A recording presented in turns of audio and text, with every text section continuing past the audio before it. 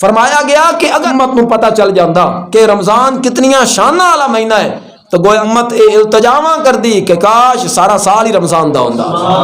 اور پھر اس دے اندر عام طور تے 5 عبادتاں کیتیاں جاندیاں. توجہ ہے نا سجنا دی؟ 5 عبادتاں کیتیاں جاندیاں عام طور تے. پہلی جڑی مین عبادت ہوئے روزہ. نماز تے 5 گانا فرض ہے، ہر سال دے ہر دن دے اندر فرض ہے، او تے ایک رتبہ ہی الگ ہے.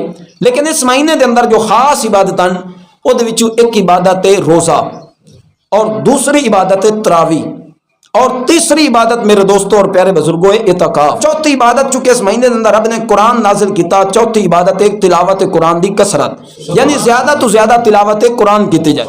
اور پنجویں عبادت ہے شب قدر دی رات صلاۃ و تسبیح پڑھنا، ذکر و اذکار کرنا، نوافل پڑھے، جتنا مرضی تسبیح و تحلیل کرے. لفظ رمضان دے ہر بھی 5 اس مہینے دے اندر کیتیاں جان والیاں خصوصی عبادتاں بھی 5. گویا کہ اشارتاً مفسرین نے گفتگو کیتی اور دسیا کہ جیڑا رمضان دی قدر کر کے اعتکاف بھی کرتا ہے، روزہ بھی رکھتا ہے، تراویح بھی پڑھتا ہے، تے نال نال تلاوت قرآن بھی کرتا ہے، تے شب قدر بھی جان نہیں دیندا، اس رات نو عبادت کرتا ہے، اللہ اس بندے نو ہی اپنی رحمت چوں حصہ عطا کرتا ہے، محبت چوں حصہ عطا کرتا ہے، اور اپنی زمان دے نال جہنم وچوں کٹ کے جنت بھی عطا کرتا ہے، اپنی الفت بھی عطا کرتا ہے، اپنی بارگاہ وچوں اس نو نور بھی عطا کرتا ہے.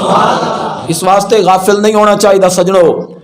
ہر لمحہ یاد الہی دے اندر بسر کیتا جائے. تے رمضان دی تا ایک گھڑی بڑی افضل و اعلی ہے.